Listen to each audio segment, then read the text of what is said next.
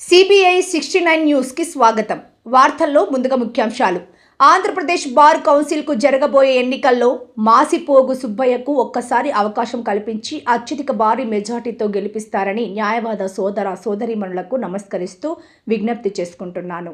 గతంలో కర్నూలు జిల్లా మాజీ బార్ అసోసియేషన్ అధ్యక్షులుగా పనిచేశాను. న్యాయవాదుల సంక్షేమం కోసం పాటుపడ్డాను. కర్నూలు బార్ నందు న్యాయవాద వృత్తిలో గత 32 సంవత్సరాల నుండి రాణిస్తూ వివిధ సందర్భాలలో గౌరవ న్యాయవాదులు ఎదుర్కొంటున్న సమస్యలపై నిరంతరం పోరాటం చేశాను. న్యాయవాదుల శ్రేయస్సు కోసం మరియు వివిధ సమస్యలపై ఎప్పటికప్పుడు గలం విప్పుతూ సమస్యల పరిష్కారం కోసం కృషి చేయడం జరిగినది.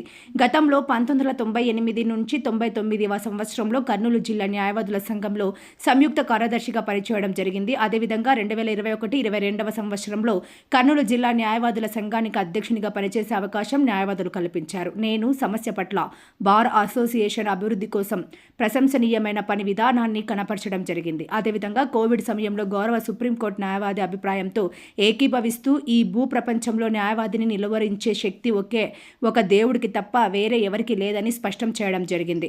కర్నూలు జిల్లాకు సిబిఐ కోర్టు మరియు పోస్కో కోర్టులు రావడానికి నా వంతు కృషి చేయడం జరిగింది. కావున న్యాయవాద సోదరీమణులందరికీ నమస్కరిస్తున్నాను. నాపై దయ ఉంచి మీ అమూల్యమైన మొదటి ప్రాధాన్యత ఓటును నాకు వేయించి అత్యధిక మెజార్టీతో గెలిపించి నేను న్యాయవాదుల కోసం కృషి చేసేందుకు నాకు ఒక అవకాశం కల్పించాలని మీ ఆత్మీయుడిగా విన్నవించుకుంటున్నాను. ఎం. సుబ్బయ్య, న్యాయవాది, మాజీ అధ్యక్షులు మరియు కర్నూలు జిల్లా న్యాయవాదుల సంఘం.